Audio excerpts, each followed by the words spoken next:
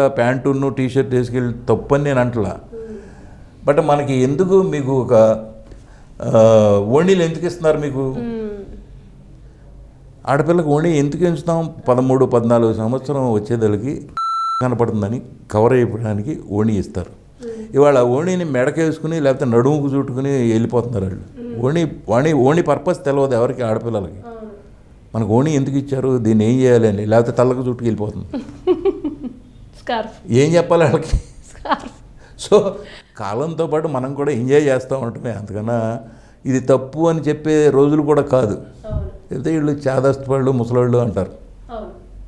అందుకని ఎవళ్ళ కర్మ వాళ్ళది పోతా అనుభవించేది వాళ్ళే కదా, మనం కాదు కదా. ఎవళ్ళన్నా పక్కాడు అన్నాడు అనుకో, కుర్రాడు అంటాడు, అన్నప్పుడు పడాలి, నువ్వు తప్పదు కదా. అంతే, రెండే పద్ధతులు. నీకు ఓపిక ఉంటే ఆడితే దెబ్బలాడాలి. ఎంతమందితో ఆడతా నువ్వు? ఇలా దెబ్బలాడుకుంటూ వెళ్తే నీ జీవితం అంతా దెబ్బలాడుకునే సరిపోదు, తలంచుకు వెళ్ళిపోవు. లేదు, నీ పద్ధతి మార్చుకో. సొసైటీ కోసం నీ పద్ధతి మారదా, అలాగే ఉండు.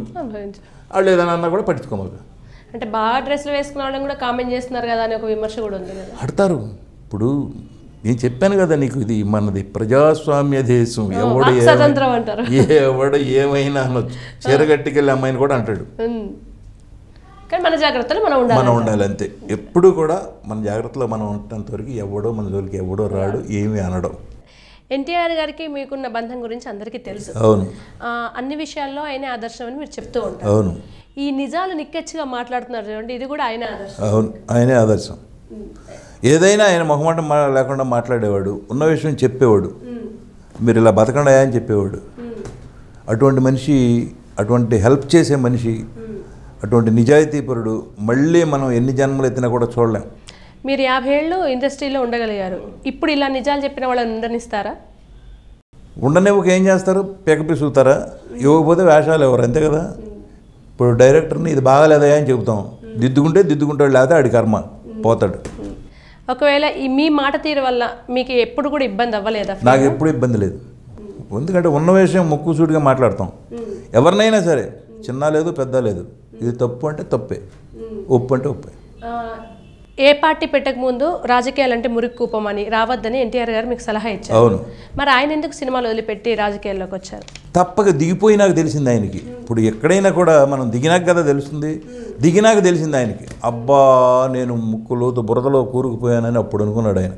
ఎవడు చూసినా ఎన్నుపోటు పొడిచేవాడు, లేకపోతే ఈ నెట్ట దెబ్బకొట్టాలా అనేవాడు. ఎవరు ఆఖరికి ఆయనకి మహారాజులాగా బతికాడు. అటువంటి వాడు మాకు ఈ పని చేయకపోతే నీకు ఓటు వేయమని రిక్షావాడు కూడా బెదిరిస్తున్నాడు. ఓటు అయినంటాడు, నీకు ఎలా రేపు వచ్చి అలా అడుగుతావు చూస్తూ ఉంటాడు.